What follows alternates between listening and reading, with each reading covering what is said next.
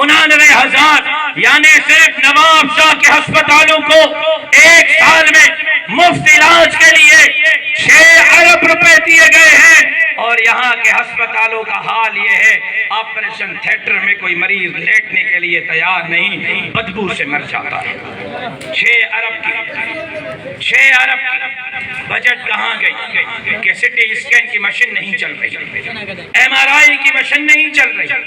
X ray کی machine نہیں چل رہی۔ حال یہ ہے کہ ٹیسٹ خون کی کرانے کے لیے یہ بندے باہر جاتے ہیں اور وہاں سے ٹیسٹ کرا کے آتے ہیں۔ اور آپ کے تعلیم کے لیے پہلی جماعت سے لے کر یونیورسٹی تک،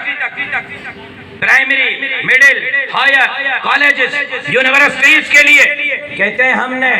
نواب شاہ کو تعلیم کا الگ الگ شہر بنا دیا ہے،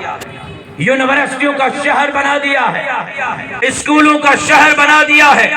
پورے ملک سے بچے پڑھنے کے لیے،